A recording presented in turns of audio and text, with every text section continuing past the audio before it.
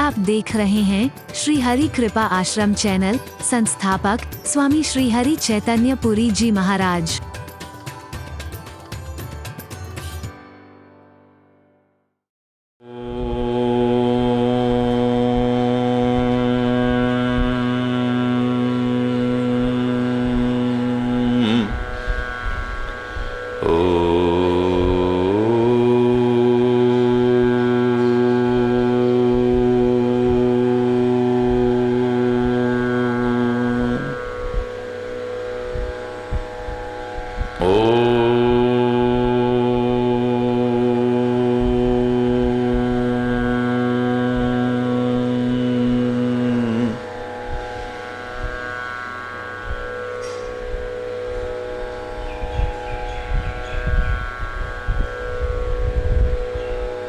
त्वमेव माताश्च पिता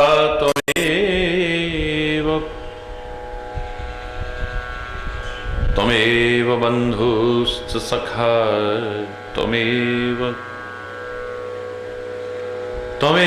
विद्या द्रविणो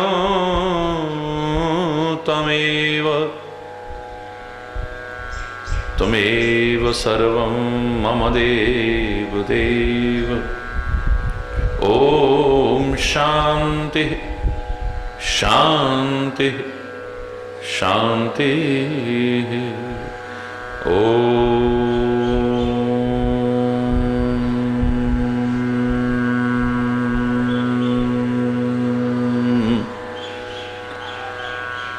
ध्यानमूलं गुरुर्मूर्ति पूजामूलं गुरुपदम्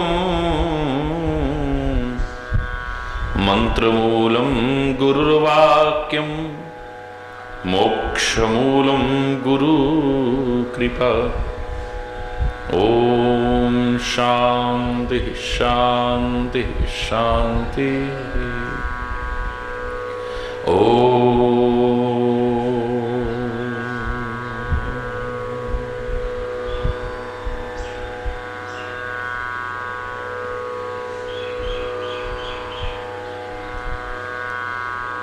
जय जय नारायण नारायण हरि हरि। जय जय नारायण नारायण हरि हरि। जय जय नारायण नारायण हरि हरि। जय जय नारायण नारायण हरि हरि। तेरी लीला जग से न्यारी हरि।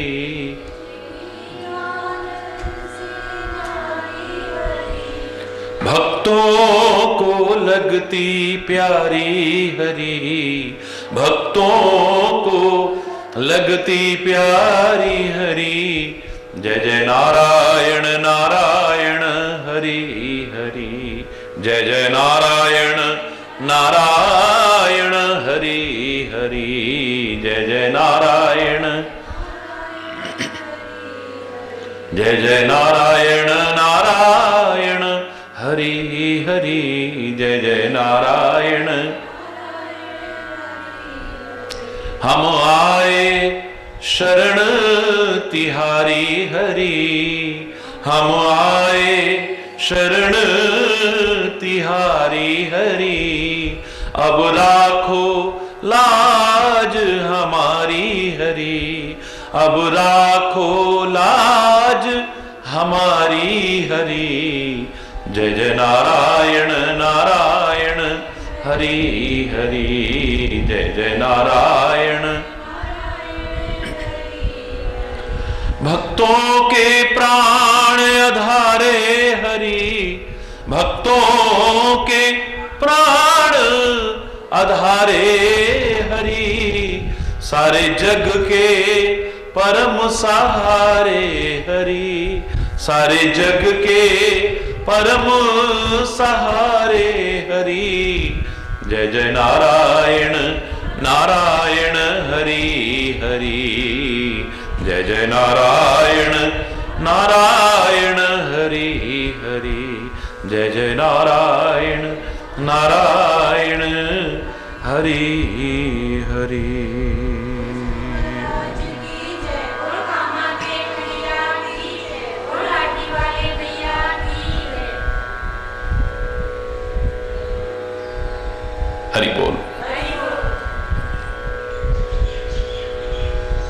महाशक्ति है, महामाया है, मां जानकी।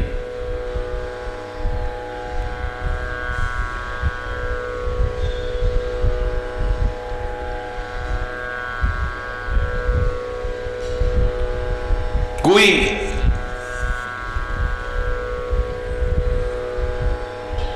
जानकी की माया को जान नहीं सका। विभिन्न वेश बना करके सबकी सेवा कर रही है।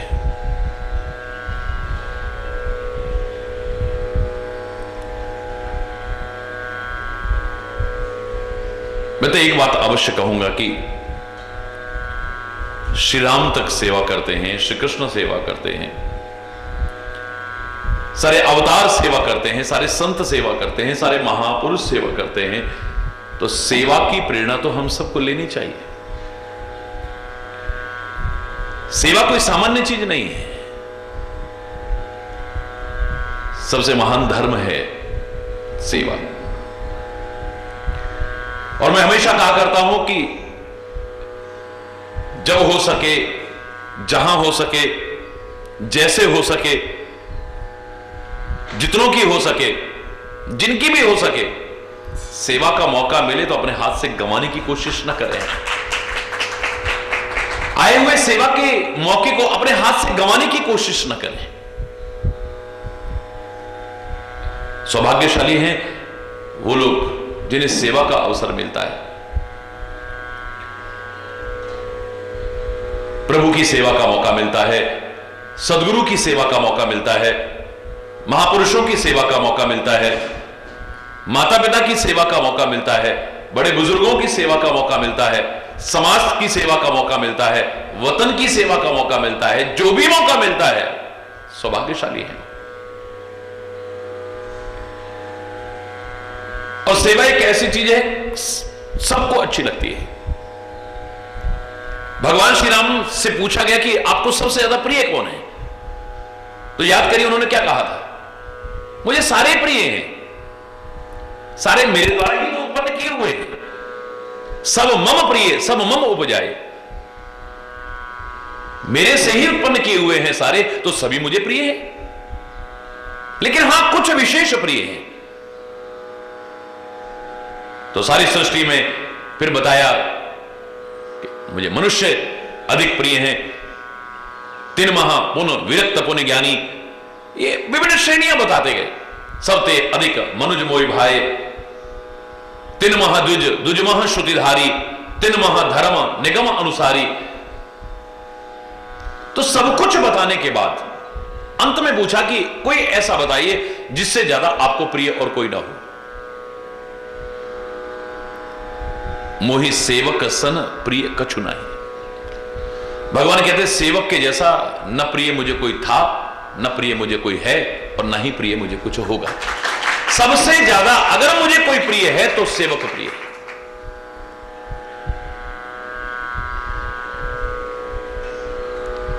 तो मां जानकी सेवा कर रही हैं। कोई इस भेद को नहीं जान सका है कि उन्होंने विभिन्न रूप धारण किए हैं श्री राम के अलावा। अब यहां एक और इशारा है कि कोई कुछ भी जान सके न जान सके, लेकिन इतना अवश्य जान लेना कि परमात्मा से कुछ भी छुप नहीं सकता है।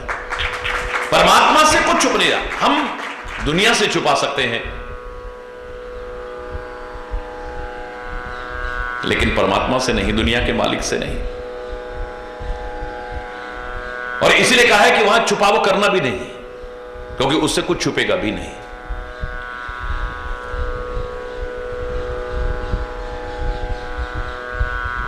सी सासु सेवा बस कीन्ही, तीन लहि सुख सिख आशीष दीनी। सीता ने यहां सासुओं को नहीं कहा है, माताओं को। सासु शब्द इस्तेमाल किया है, लेकिन यह मातृभाव आया है कि अपनी सब माताओं को सेवा के बल पर वश में कर लिया है। संबंधों की गरिमा कैसी होनी चाहिए? मैंने हमेशा कहा है कि सास बहू न समझे, बेटी समझे, और बहू अपनी सास को सास न समझ करके मां समझे। अगर ये भाव आ जाए तो घर घर स्वर्ग जैसा वातावरण हो जाएगा।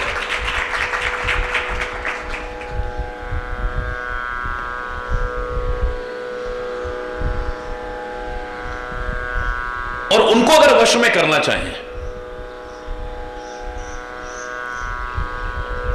तो आजकल जैसे ढोंग पाखंड और अंधविश्वास की चौखटों पर नाक रगड़ने की कोशिश करते हैं, अज्ञानतावश वो करने की कोशिश न करें। अपनी सासुओं को अपनी सेवा के बल पर वश में किया है जानकी ने। मैं क्षमा चाहते हुए कहूंगा कि आप लोग ढोंगी और पाखंडियों के पास जाते हो कि कुछ ऐसा ताबीज दे दो, कुछ ऐसा जल पढ़ के दे दो, कुछ ऐसा मंत्र बता दो कि हमारा पति हमारे वश में हो जाए, हमारी पत्नी हमारे वश में हो जाए, हमारा पड़ोसी हमारे वश में हो जाए, हमारे बच्चे हमारे वश में हो जाए, हमारे फलाना हमारा वश में हो जाए। किसी को वश में करने के लिए तुम पता नहीं क्या क्या करते हो। होगा या नहीं होगा, लेकिन तुम अपना शोषण कराते हो। अगर आपका प्यार का व्यवहार है, मधुर व्यवहार है, अच्छी भावनाएं हैं आपकी और सेवा का भाव है, तो कोई भी आपके वश में हो जाएगा। उनको किसी और चीज से वश में नहीं किया है। सीए सास उस सेवा के बल पर वश में किया है।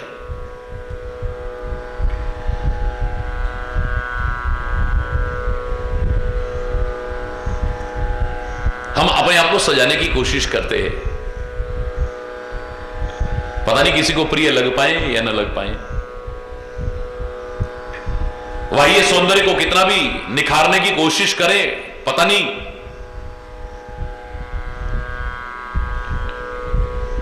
हमेशा के लिए किसी को आकृष्ट कर पाए ना कर पाए, लेकिन अपने मधुर व्यवहार से, मधुर बोली से, अच्छे जीवन से, अच्छे आचरण से और सेवा से किसी को भी अपने वश में कर सकते हैं। लोगों ने कहा भी है, काम प्यारा है, चाम प्यारा नहीं। ये चाम तो 2 दिन अच्छा लगेगा, हाँ बहुत सुंदर है, बहुत सुंदर है, बहुत सुंदर है, लेकिन उसके बाद प्रशंसा किसकी होगी? अरे बहुत मेहनती है, बहुत मेहनती है, बहुत मेहनती है। सेवा भावना बहुत है इसमें, बहुत काम करते हैं।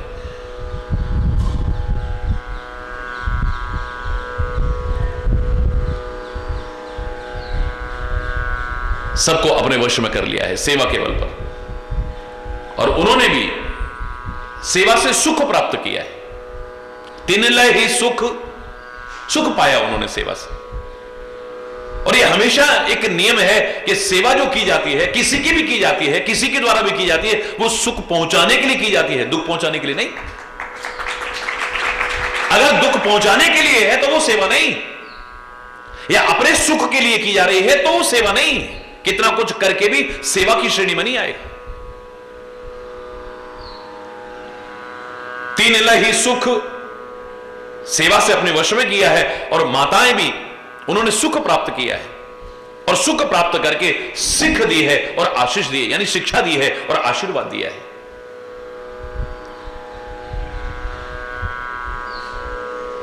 जगत जननी है, महामाया है, आदि शक्ति है। ये नहीं कि अब मुझे शिक्षाओं की आवश्यकता नहीं है, सामाजिक व्यवस्थाएं हैं, सामाजिक मर्यादाएं हैं, संबंधों की गरिमा है। अगर बड़े कोई शिक्षा दें, उसे सहर्ष प्रसन्न मन से उसे स्वीकार करो, और खाली स्वीकार मत करो, उस शिक्षा के अनुसार अपने जीवन को ढालने की कोशिश करो। फिर देखो जीवन कहां से कहां पहुंचता है। तीन लय ही सुख, सिख आशीष दीनी। आशीर्वाद अपने आप दिल से निकलेगा।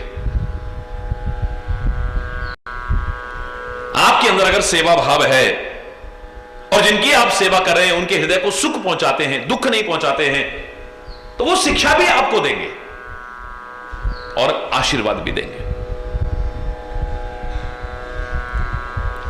दिल से दुआएं अपने आप निकलती हैं। आप चरणों में किसी के अभिवादन करो, दिल से आशीर्वाद अपने आप निकलता है। मैंने एक बार आपसे कहा था, ये भी अच्छे अभिवादन हैं, राम राम साहब, राधे राधे, जय श्री कृष्ण, जय श्री हरि, हरि बोल, सत श्री अकाल, अस्सलाम वालेकुम, ये सब संबोधन के अच्छे तरीके, अभिवादन के अच्छे तरीके हैं, बुरे नहीं हैं। लेकिन अगर तुम बड़ों के सामने हो तो खाली इतने से काम नहीं चलने वाला है। अगर तुम चाहो कि बड़े लोग हमें आशीर्वाद दें तो विनम्र होकर के उनके चरणों में झुकोगे, तब आशीर्वाद मिलेगा, वरना नहीं मिलेगा। वरना आपने राधे राधे कहा, दूसरा 4 बार कह देगा, 2 का 4 कह देगा, हाँ राधे राधे भैया, राधे राधे, जय श्री कृष्ण भैया, जय श्री कृष्ण, आशीर्वाद नहीं निकलेगा। राम राम भैया, राम राम भैया, राम राम। ये आपस में मिलो, अच्छे संबोधन करो, इन अच्छे संबोधनों का इस्तेमाल करो, बड़ी अच्छी बात है। लेकिन अपने माँ बाप के चरणों में, महापुरुषों के चरणों में, संतों के चरणों में, सदगुरु के चरणों में, देवताओं के चरणों में, बड़ों के चरणों में जब जाओ तो उनके चरणों में विनम्रता पूर्वक जब अभिवादन करोगे, उनके हृदय से अपने आप आशीर्वाद निकलेगा।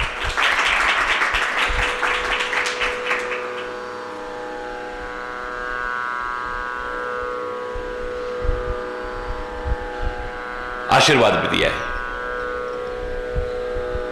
कैकेयी ने देखा, लक्ष्मण को देखा, सीता को देखा, राम को देखा, उनके सरल स्वभाव को देखा, सरल व्यवहार को देखा, उनकी सादगी को देखा, उनकी सद्भावनाओं को देखा, बड़ा पश्चाताप हुआ है, बहुत पश्चाताप। यहां बात कैकेयी की, राम लक्ष्मण और सिया की ही नहीं है। आप अगर अपने मन में कोई दुर्भावनाएं न लाओ, आप अपने जीवन को अच्छा बनाए रखो। मैं दावे से कह रहा हूं, जो आपका बुरा चाहते हैं, जो आपकी बुराई करते हैं, जो आपका बुरा करने की कोशिश करते हैं, एक दिन आएगा उन्हें स्वयं अपने ऊपर शर्मिंदगी का एहसास होगा, पश्चाताप होगा कि हम किसकी बुराई कर रहे हैं। अगर आपके मन में कोई दुर्भावना नहीं है, आप किसी का बुरा नहीं चाह रहे हैं, आप सबका अच्छा चाह रहे हैं, आप फिर भी मधुर व्यवहार कर रहे हैं,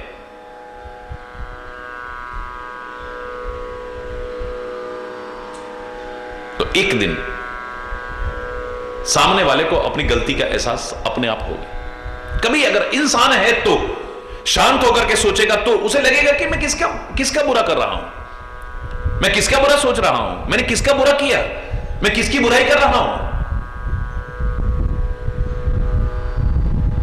वो मेरे प्रति या सबके प्रति इतना अच्छा भाव रखता है, वो इतना अच्छा जीवन जी रहा है, उसका इतना अच्छा आचरण है, उसका इतना अच्छा व्यवहार है, उसकी इतनी अच्छी बोली है, और मैं उसकी बुराई कर रहा हूं।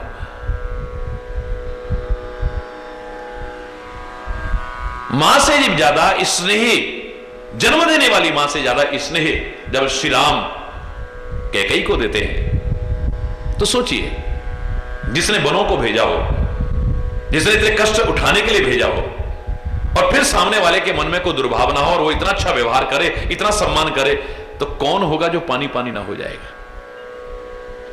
मैंने आपको बताया था कि विश्वामित्र वशिष्ठ को मारने के लिए गए थे, बहुत कुछ होने के बाद 100 बेटों तक की हत्या कर दी, बहुत कुछ हुआ है, लेकिन एक दिन तो ये सोच करके तलवार उठा करके अर्धरात्रि में निकले कि आज मैं वशिष्ठ को जिंदा नहीं छोड़ूंगा। मुझे ब्रह्मऋषि नहीं कहता है, राजऋषि राजऋषि कहकर के मेरा अपमान करता है।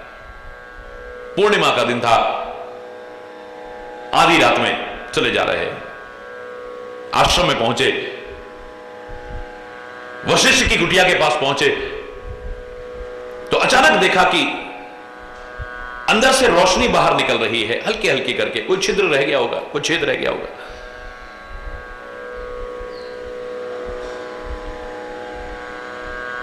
मन में आया कि इस छेद में से झांक करके तो देखो कि वशिष्ठ सोए हैं या उठे हैं। तो क्या देखते हैं कि वशिष्ठ और अरुंधति आपस में बातें कर रहे हैं, बैठ करके बातें कर रहे हैं। ये क्या बातें कर रहे हैं, आंखों से तो दिखाई सुनाई नहीं देगा, तो आंखें हट करके अब कान लगा दिए हैं, आंखें हटाई और कान लगा दिए वहां पर। तो क्या सुनते हैं, अंदर बातें चल रही है। अरुंधति कहती है, ऋषि पत्नी कहती है कि बाहर देखिए कितना शांत वातावरण है, पूर्णिमा का दिन है, चंद्रमा की क्या कलाएं और क्या रोशनी बिखरी हुई है, कितना आनंद आ रहा है। वशिष्ठ कहते हैं देवी विश्वामित्र के यश की तरह है, विश्वामित्र के यश की तरह फैल रहा है इसका प्रकाश इस संसार रूपी अंधकार में। जैसे विश्वामित्र का यश, उसके तप का यश अपना अलग प्रभाव रखता है, बिल्कुल ऐसा ही लग रहा है। बस जैसे चंद्रमा में काला धब्बा है ना, ऐसे ही इस विश्वामित्र में एक क्रोध अवश्य है। अगर वो क्रोध दूर हो जाए तो ये चांद भी उसके सामने क्या मायने रखता है, जो विश्वामित्र का यश है। अब विश्वामित्र के मैं तो इसे मारने आया हूं, ये मेरी बड़ाई कर रहा है। जो आदमी किसी की हत्या करने आ रहा और वो सुने कि जिसकी मैं हत्या करना चाहता, वो तो मेरी प्रशंसा कर रहा है, क्या होता होगा? वो पानी पानी हो गए हैं, शर्मिंदा हुए हैं, तलवार वहीं पर फेंकी है, आगे बढ़े, कुटिया के द्वार पर पहुंचे, दस्तक देकर के अंदर प्रवेश करने लगे तो वशिष्ठ खुद उठ करके आकर के चरणों की ओर गिरते हुए विश्वामित्र को उठा करके गले लगा लेते हैं और बड़े प्यार से संबोधन, आओ ब्रह्म ऋषि, स्वागत है तुम्हारा।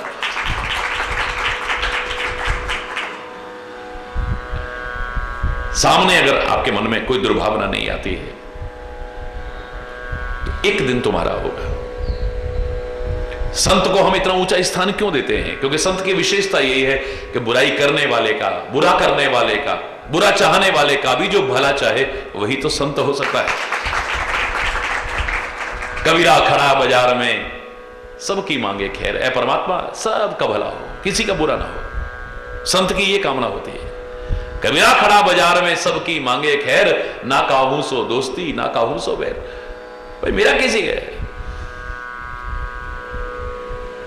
जो बुरा चाह रहा है उसका भी भला चाहे, जो बुरा कर रहा है उसका भी भला चाहे, जो बुराई कर रहा है उसका भी भला चाहे। सच्चा संत वही कहलाने का अधिकारी हो सकता है। संत की क्या विशेषता बताई थी, याद करिए। नीति में मैंने कहा था कि एक बड़ा सुंदर भाव आता है कि अंजलि स्थाने पुष्पान वासयन्ते करद्वयम। अंजलि में पुष्प रखे हो तो दोनों हथेलियों को बराबर खुशबू देते हैं, समान खुशबू देते हैं। क्या मतलब था इसका?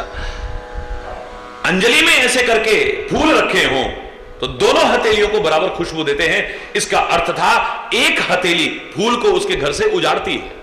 जब डाली से फूल तोड़ते हैं तो हम ऐसे ही तो करते हैं।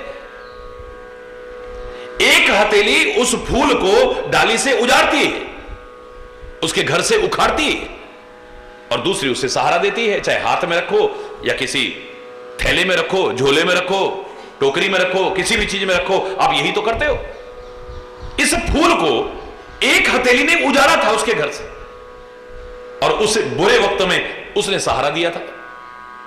एक हाथ ने उजाड़ा, दूसरे ने सहारा दिया।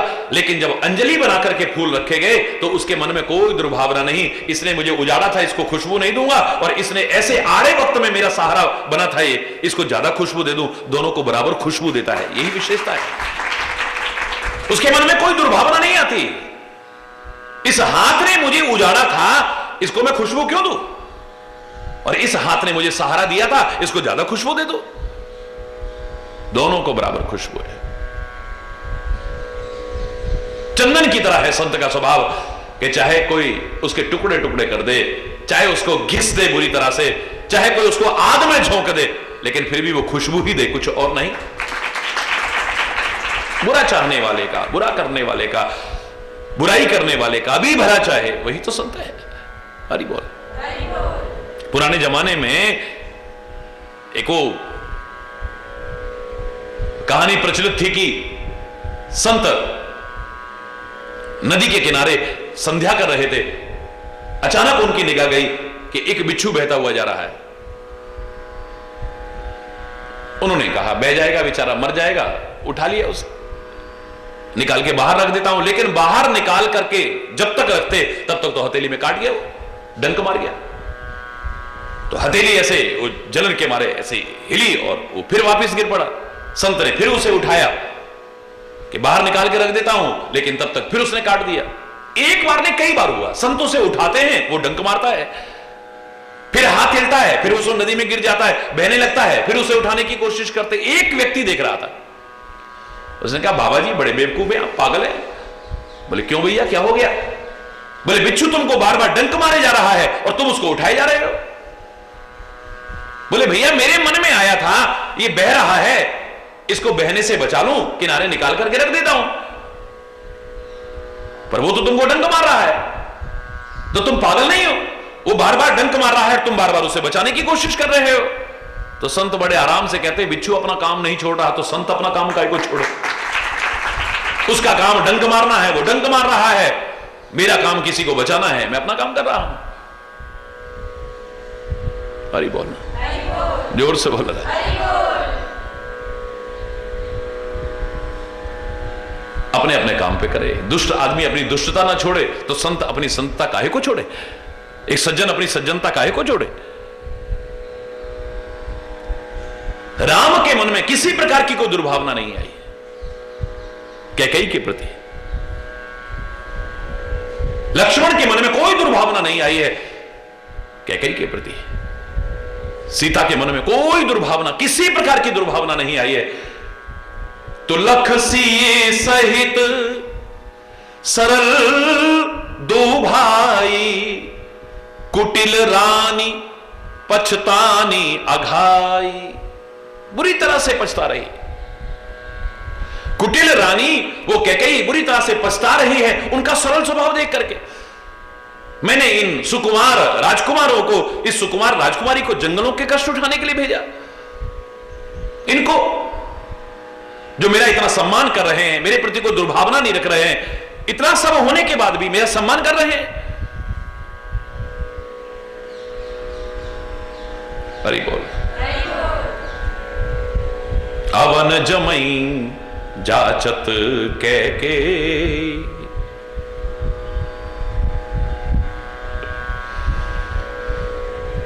परमात्मा से कहती है कि पृथ्वी फट जाए। महीना बीच विधि मीच न दे। पृथ्वी और यमराज से याचना कर रही है कि मुझे मौत मिल जाए। मैं अभी तक जिंदा हूं, इनको दुखी करके भी। लोक में भी सब जानते हैं, वेद में भी ये विदित है, सर्वप्रसिद्ध है कि परमात्मा से विमुख व्यक्ति को तो नरक में भी जगह नहीं मिलेगी। जो परमात्मा से ही विरोध कर रहा है, जो परमात्मा हमारे प्रति इतना प्यार रखता है, अनंत उपकार हमारे ऊपर कर रहा है, जिसका कोई स्वार्थ नहीं है, हमसे निस्वार्थ भाव से निरंतर। मैंने अभी आपसे कहा ना कि दुनिया में सेवा के बल पर तो किसी को भी वश में किया जा सकता है, लेकिन उसकी तो हम सेवा भी क्या करेंगे? वो तो कहता है तुम इनकी सेवा कर लो, वही मेरी सेवा है। ऐसो को उदार जग माही। दुनिया में तो कोई सेवा के बल पर वश में होगा, लेकिन संत की, सदगुरु की, भगवान की क्या सेवा करेंगे हम? खोजोगे तो वो हमारी सेवा कर रहे हैं। हरि बोल। फिर हमसे इतना प्यार रखें।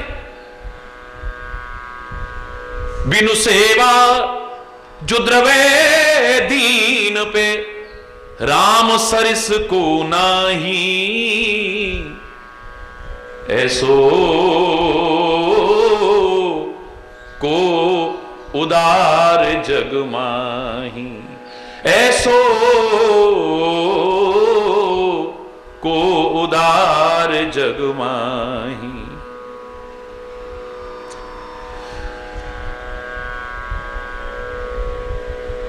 कौन होगा ऐसा उदार? बिना सेवा के ही हम पर प्यार कर रहा है। मेरे शायद ऐसा दूसरा ढूंढने से भी नहीं मिलेगा। जो गति जोग विराग जतन करी, नहीं पावत मुनि ज्ञानी। सो गति देत गीध शबरी कहूं, कछु न बहुत जी जानी। इतने योग करके, इतने साधन करके, इतने तप करके जो गति मुनि और वैराग्यों को मिलती थी, वो जटायु जैसों को, शबरी जैसों को, और ये सोच करके कि मैं ज्यादा नहीं दे रहा हूं, सहज में हंसते हंसते उनको प्रदान कर रहे हैं। सो गति देत गीध शबरी कहूं, कछु न बहुत जिए। ऐसा लग रहा है कि ज्यादा नहीं दिया है इनको कुछ। इतना कुछ देने के बाद भी ऐसा उदार कौन होगा? जो संपत्ति 10 शीस अरप करी, रावण शिव पहलीनी। 10 सिर काट काट के कितनी तपस्या करके जो संपत्ति रावण ने शिव से ली थी, सोई संपदा विभीषण कहू, अति सकुच सहित हरिदीनी। सहज में चरणों में आकर के प्रणाम क्या किया विभीषण को, वही संपदा हंसते हंसते और बिल्कुल संकोच पूर्वक कि मैं बहुत कम दे रहा हूं, बहुत कम दे रहा हूं, सहज में उसे प्रदान कर देते। जो संपत्ति 10 शीस अरप कर, रावण शिव पहलीनी। सोई संपदा विभीषण कहूं, अति सकुच सहित हरिदीनी। ऐसो को उदार जग माही, ऐसो को उदार जग माही। तुलसीदास सब भांति सकल सुख, तुलसीदास सब भांति सकल सुख।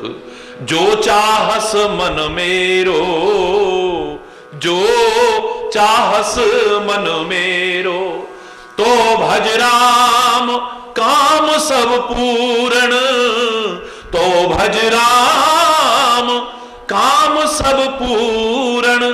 करहि कृपा निधि तेरो, को उदार जग माही। ऐसो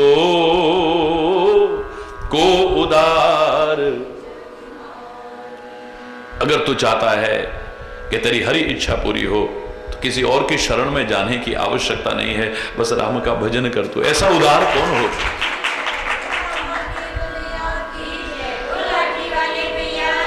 हरि बोल। राम विमुख थल नरक न लहई। राम से विमुख होकर के तो नरकों में भी जगह नहीं मिलेगी, परमात्मा से विमुख होकर के तो नरक में भी जगह नहीं मिलेगी, धर्म से विमुख होकर के तो नरक में भी जगह नहीं मिलेगी, सत्य से विमुख होकर के तो नरक में भी जीना, सेवा से विमुख होकर के तो नरक में भी जगह नहीं मिलेगी। हरि बोल। ये सब एक ही पर्यायवासी जैसे हैं, अलग अलग नहीं। और उस नरक की बात कौन कर रहा है? यहां नरक जैसा जीवन बना लेता है जो परमात्मा से विमुख रहता है, जो धर्म से विमुख जीवन जीता है।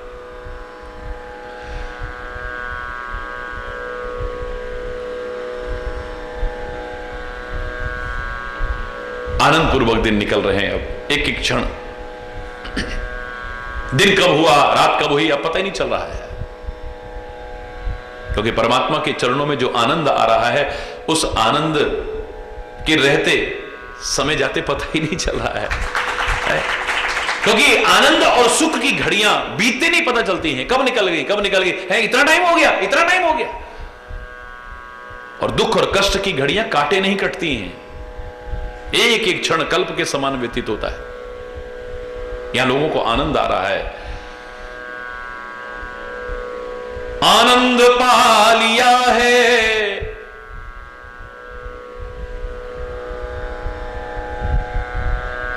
हरि तेरे दर पे आके। अब क्या करेंगे फिर से दुनिया के पास जाके, समझाया जिंदगी ने बड़े काम का इशारा, तेरा हाथ जिसने पकड़ा वो रहा न बेसहारा, दरिया में डूब कर भी उसे मिल गया किनारा, आनंद पा लिया है हरि तेरे दर पे आके। परमात्मा तेरी शरण में आकर के जो आनंद आ रहा है, अब तो वापस लौटने को भी मन नहीं है। किसी अवधवासी का मन अब वापस लौटने को नहीं, कोई अवधवासी अब वापस नहीं जाना चाहता है। एक संशय जरूर है लोगों के मन में, राम हमें यहां रखेंगे कि नहीं, या राम हमारे साथ वापस लौटेंगे कि नहीं लौटेंगे। यह संशय सबके मन माही, एक नहीं, एक संशय। परमात्मा के प्यार पर संशय नहीं, परमात्मा की उदारता पर संशय नहीं, उनकी कृपा पर संशय नहीं।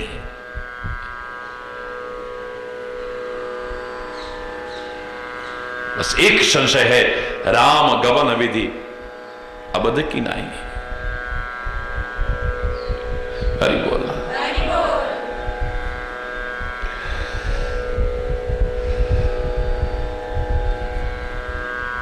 राम का अयोध्या को वापस जाना होगा या नहीं होगा? हरि बोल।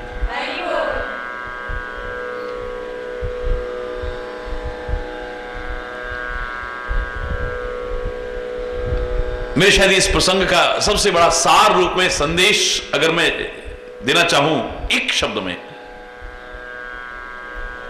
तो मैं इतना ही कह सकता हूं, निष्कर्ष रूप में कह रहा हूं, अभी तो बहुत कुछ सीखना है।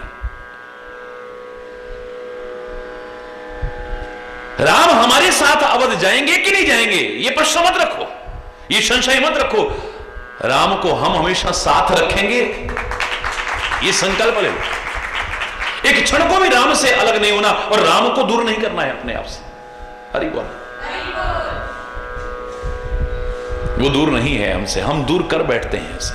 हरि बोल।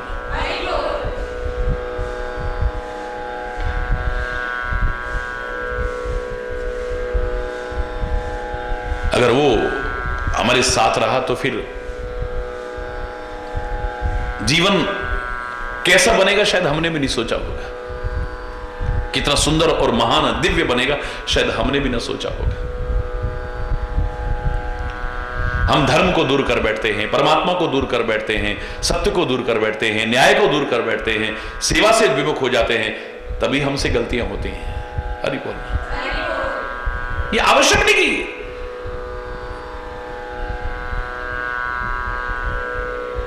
राम हमारे साथ चलेंगे कि नहीं, राम हमारे साथ चलेंगे कि नहीं, हम कहें कि तू आना, लेकिन तू हर क्षण हमारे साथ रहे। हम तेरे से दूर हो ही नहीं सकते, तेरे साथ रहेंगे। हरि बोल। तुझे साथ रखेंगे, बस वो साथ रहा तो फिर गलत नहीं होगा हमसे, और फिर सुखी रहेंगे, समृद्ध रहेंगे, खुशहाल रहेंगे हम। जो मैं कहा करता हूं कि धर्म मात्र अनुष्ठान का विषय नहीं है। हम खाली आरती कर लें, पूजा पाठ कर लें, जप कर लें, दान पुण्य कर लें, परिक्रमा लगा लें, स्नान कर लें, तीर्थ यात्रा कर लें, इनका अपना महत्व है, लेकिन यही सब कुछ नहीं है। हमारा आचरण कैसा है, हमारा स्वभाव कैसा है, हमारी बोली कैसी है, हमारा खान पान कैसा है, हमारा जीवन कैसा है, यह भी विचारणीय प्रश्न है। हम सब कुछ करके भी कई बार कुछ नहीं कर पाते हैं, और कई ऐसे भी हैं जो ये कुछ नहीं करते हैं, ये सब कुछ नहीं करते हैं, लेकिन उनका स्वभाव बहुत अच्छा है, उनका आचरण बहुत अच्छा है, उनकी सोच बहुत अच्छी है, उनके कर्म बहुत अच्छे हैं, उनका जीवन बहुत अच्छा है, बेशक हमसे भी कहीं श्रेष्ठ जीवन जीते हैं। हरि बोल।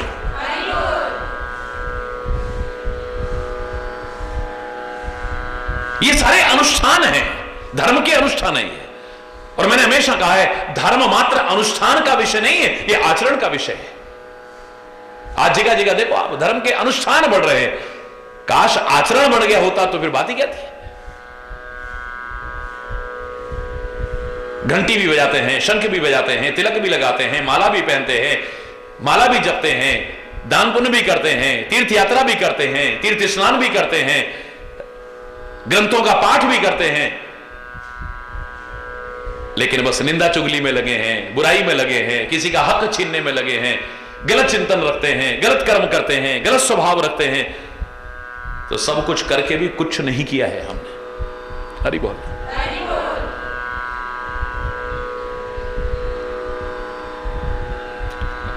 जीवन का अभिन्न अंग बन जाए धर्म। जीवन का अभिन्न अंग बन जाए परमात्मा। जीवन के हर क्रियाकलाप में धर्म परमात्मा उतर आए। मैं दावे से कह रहा हूं, हमारे जीवन में कोई विकृति, कोई दोष, कोई बुराई प्रवेश नहीं कर पाएगी, प्रवेश नहीं कर पाएगी।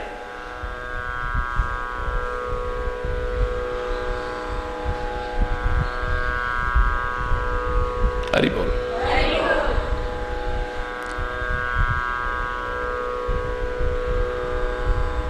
ज्यादातर हम बस कुत्ते की पूंछ की तरह हैं, बस जब तक पाइप में रखो तब तक ठीक, निकलते ही फिर टेढ़ापन आ जाता है। हरि बोल। जब तक वहां रहे तब तक थोड़ी देर, वहां से निकलते ही तो फिर वही जीवन, वही आचरण, वही क्रिया। मजा तो तब है कि तुम जहां भी रहो वहां धर्म और परमात्मा तुम्हारे साथ रहे, तो फिर तुम गलत नहीं करोगे कभी। वो होता है लेकिन तुम भूल जाते हो कि और कोई देखे ना देखे पर एक दृष्टि हमें देख रही है। हरि बोल। और कोई जाने ना जाने लेकिन एक जान रहा है।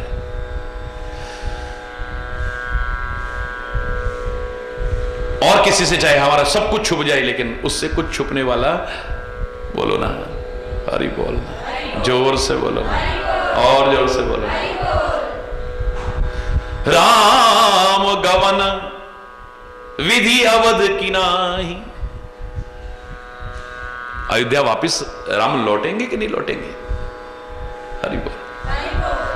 निशिन नींद नहीं भूख दिन, भरत विकल सुचि सोच, नीच कीच विच मगन जस, मी नहीं सलिल सकोच।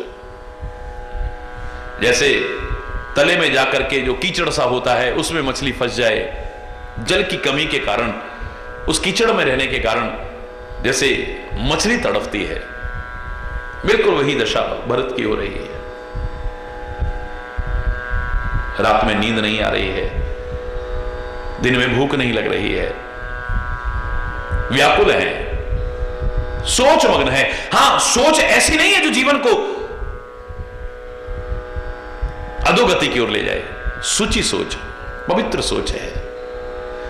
परमात्मा का हाथ, परमात्मा का साथ कैसे बना रहे, बस यही चाहते हैं और कुछ नहीं। परमात्मा की कृपा कैसी बने रहे, परमात्मा से दूर ना हो जाऊं, परमात्मा की सेवा से विमुख ना हो जाऊं मैं। सोच भी है तो बड़ी अच्छी सोच है, कोई बुरी सोच नहीं है।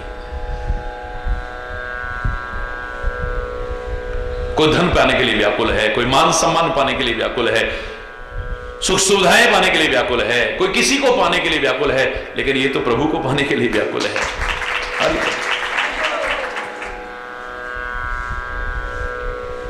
बस ऐसा ही हमारा जीवन हो जाए, ऐसी हमारी सोच हो जाए, यही व्याकुलता अगर हमारे जीवन में आ जाए तो प्रभु हमसे दूर कहां है। हरि बोल, जोर से हरि बोल।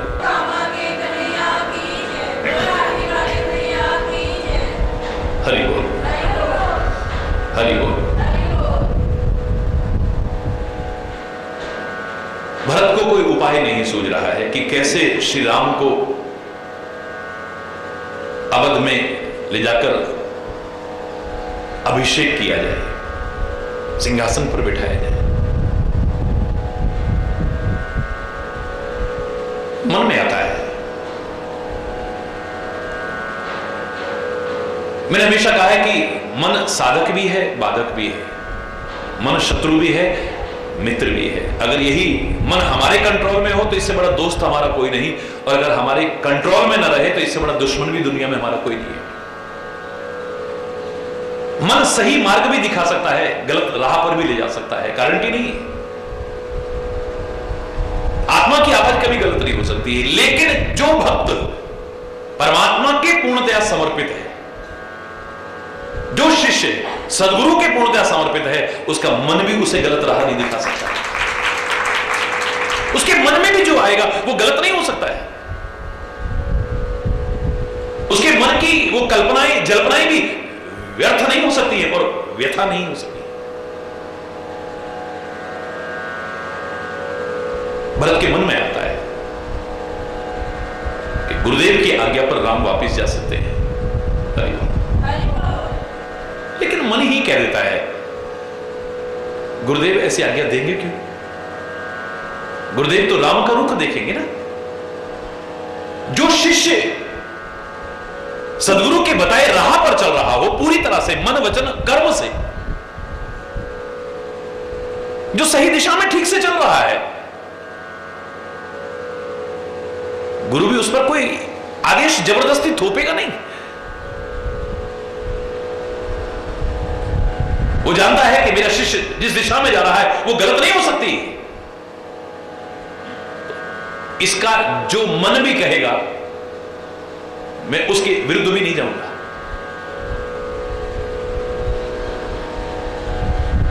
मनमाना जीवन अच्छी बात नहीं है, लेकिन मन या तो रहे ना अमन हो जाए, और या फिर मन सदगुरु के और परमात्मा के समर्पित हो जाए, तो ये मन भी आपको गलत दिशा नहीं देगा कभी।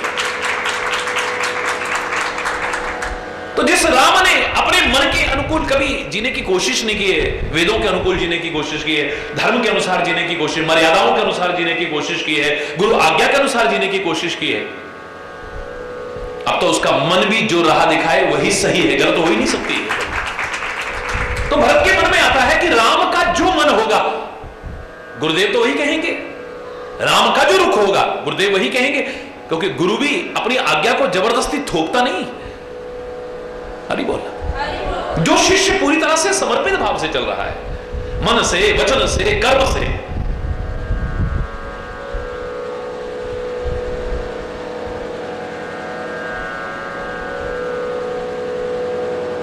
उस पर जबरदस्ती नहीं थोपी जाती है। यहां बता रहे हैं कि शिष्य का मन में क्या भाव हो कि कोई सोच नहीं सकता है कि राम अवध में वापस लौट जाए। पिता की आज्ञा मान करके, माता के वचनों को रखने के लिए 14 वर्ष के लिए वन में गए राम, उस कुल के राम जहां प्राण जाए पर वचन न जाए, राम कभी लौट नहीं सकते। लेकिन भरत के मन के ये शब्द बता रहे हैं कि अगर गुरुदेव आज्ञा दे तो राम लौट जाएंगे। यानी शिष्य वो है जो गुरु के अनुसार चलने की कोशिश करे। शिष्य का ये भाव हो, गुरुदेव ने जो कह दिया है वो आज्ञा मुझे शिरोधारी करनी है। लेकिन इसका तात्पर्य नहीं कि गुरु कोई भी आज्ञा देता नहीं।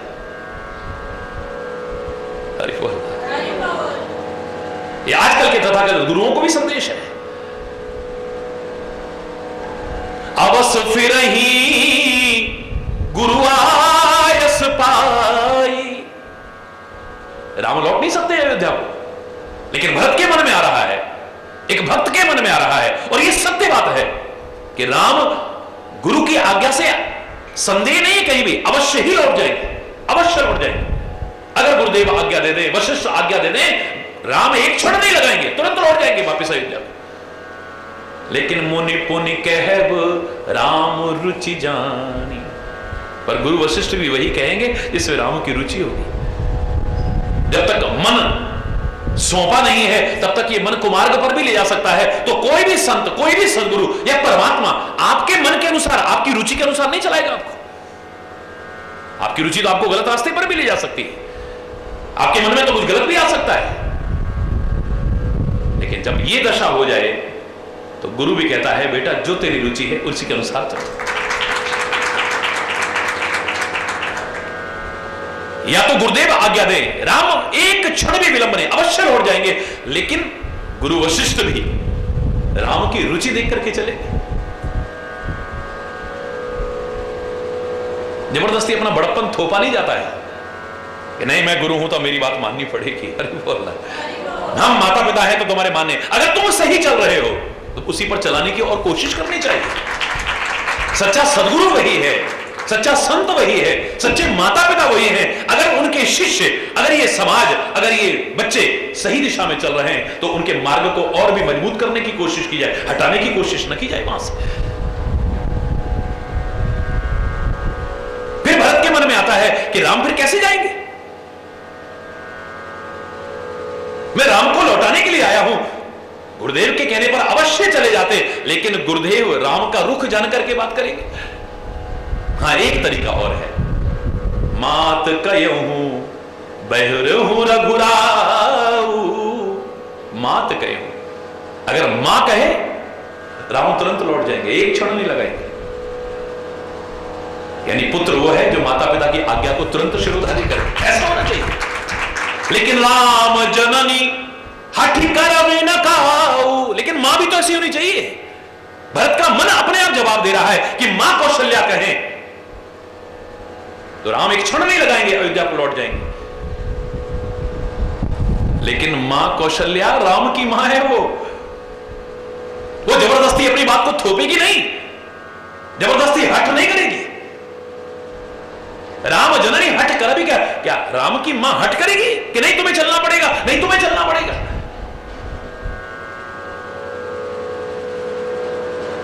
अरे मां तो असली वो है जो मित्रवत बन जाए। जो मैंने बताया था कि मां का भाव यहां से पता लग रहा है कि लक्ष्मण की मां है सुमित्रा, तो सुमित्रा का तात्पर्य बता रहा, अर्थ बता रहा है। सुमित्रा यानी अच्छी मित्र, सुमित्र। असली माता वही है जो बच्चों की अच्छी मित्र बनकर के दिखा दे। जैसे मित्र के साथ बच्चे खुल करके बात करते हैं, मित्र से अपने दिल का राज नहीं छुपा पाते हैं, ऐसे हो हमारे मां बाप। खाली मां बाप ना हो, एक अवस्था के बाद तो फिर दोस्ताना ताल्लुकात हो जाए, मित्रवत व्यवहार हो जाए, फिर देखो संबंधों की मधुरता क्या आती है, संबंधों की मधुरता क्या आती है, मर्यादा क्या आती है। फिर देखो जबरदस्ती अपना अधिकार नहीं, मैं तेरा बाप हूं, तू मेरा बेटा है, तू जबरदस्ती कैसे करता है? नहीं, अगर बच्चा ठीक चल रहा है तो चलने दो, हट मत करो, जबरदस्ती मत थोपो उसे।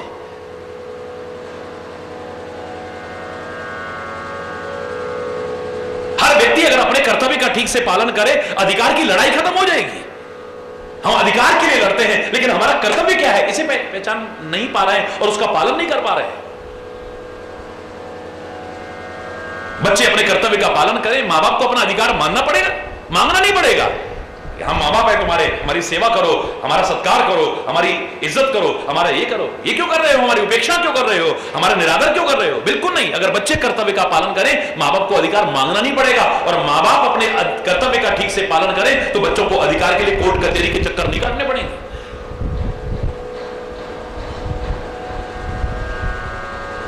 हर व्यक्ति में कर्तव्य के प्रति जागरूक, अधिकार के लिए नहीं।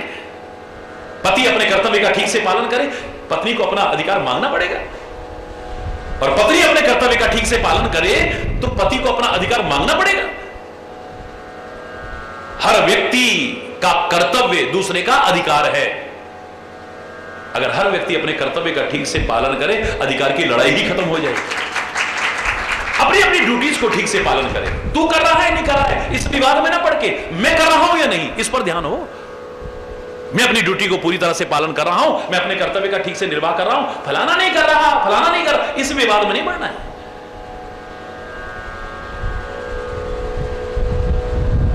अली बोलना। गुरुदेव के कहने पर लौट सकते हैं, लेकिन गुरुदेव राम का रुख देख करके कहेंगे, माता के कहने पर लौट सकते हैं, लेकिन राम की मां हट नहीं करेगी। अरे बोल कि नहीं बेटा तुम्हें चलना ही पड़ेगा वापस, नहीं तुम्हें चलना ही पड़ेगा। अगर पिता के वचनों का पालन कर रहा है, धर्म का पालन कर रहा है, कुल की मर्यादाओं का पालन कर रहा है, तो मां का भी अधिकार नहीं है कि उससे विमुख करने की कोशिश करे। राम जननी हट कर भी की न कर भी मतलब ही नहीं है, करेगी वो। अब रह गया मैं। गुरुदेव के कहने पर जा सकते थे, मां के कहने पर जा सकते थे, या मेरा प्यार खींच के ले जा सकता था। हरि बोल। पर मोही अनुचर कर केतिक बाता। मुझे दास की बात कितनी है, मैं हूं तो उनका दास ना, और दास तो स्वामी के अनुसार चलने की कोशिश करता है, स्वामी को अपने अनुसार चलाने की कोशिश नहीं करता है। तेहि मह कुसुमा बाम विधाता। उस समय ऐसा समय चल रहा है, दूसरी तरफ विधाता भी प्रतिकूल है।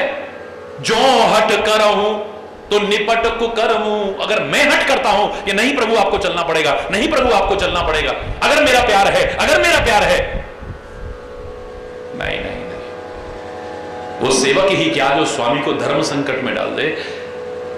स्वामी सोचने पर विवश हो जाए कि मैं पिता के वचन को निभाऊं या इसके प्यार को निभाऊं। मुसीबत, धर्म संकट में पड़ गए, अब मैं ये करूं कि ये करूं। पिता के वचन का परित्याग करता हूं तो वो भी अनुचित है, और इसके प्यार को ठुकराता हूं तो वो भी उचित नहीं है। मैं क्या करूं? जो सेवक स्वामी को धर्म संकट में डाल दे, मैं कहता हूं उस सेवक को देख करके तो शर्म भी शर्म आ जाएगी। वो कह रहा है अगर मैं हट करता हूं, भरत कह रहा है, तो निपट कुकर्म, ये निपट कुकर्म है। कुकर्म का तात्पर्य वो नहीं जो फलाने कर्म करे जाए और फलाने, उन्हीं को कुकर्म कहते हो। जो अपने स्वामी के साथ हट करके उसे धर्म संकट में डाले, इससे बड़ा कुकर्म और कोई नहीं है। हरि बोल। उसके अनुसार चलने की बजाय उसको अपने मन के अनुसार चलाने की कोशिश करे। जो हट करो, अगर मैं हट करता हूं तो निपट कुकर्मो, हर गिरते गुरु सेवक धर्म। सेवक धर्म कोई मामूली है? हर गिरते, गुरु, गुरु माने भारी, हर गिरी यानी कैलाश, भगवान शिव का पर्वत, कैलाश पर्वत से भी भारी है क्या? सेवक धर्मो।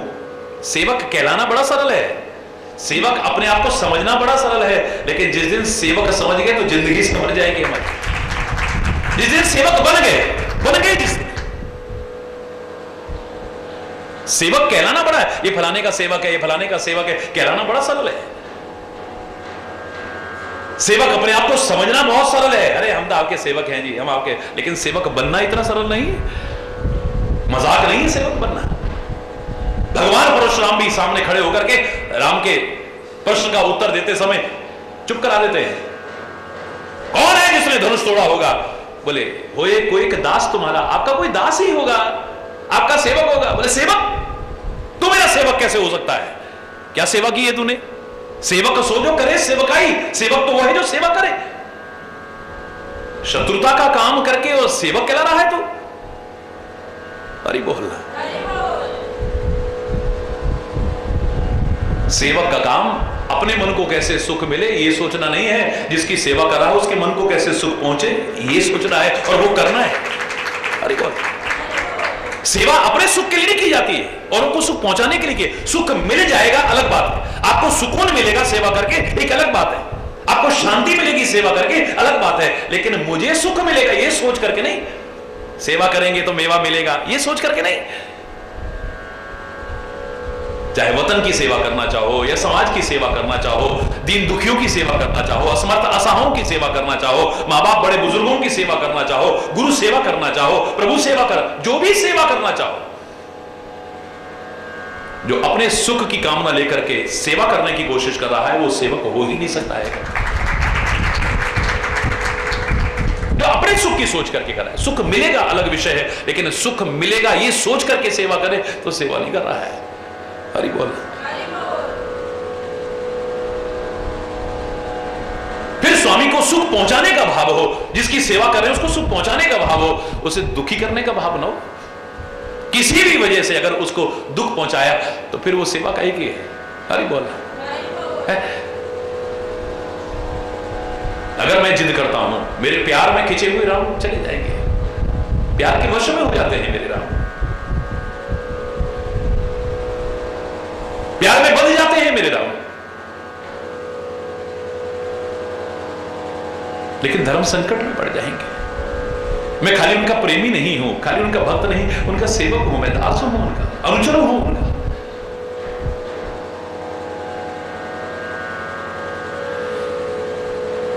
मेरे लिए भी उचित नहीं है। अब इस प्रसंग को थोड़ा सा ध्यान से समझने की कोशिश करना, बड़ा प्यारा प्रसंग है। बच्चों के लिए, सेवक के लिए, शिष्य के लिए कहा है कि आप आज्ञा पालन आंख मूंद करके भी करो, यहां तक कि उचित और अनुचित का विचार किए बिना भी करो, तो भी समझ लेना कि तुम्हारे लिए सबसे बड़ा धर्म है, तुमने धर्म का पालन किया।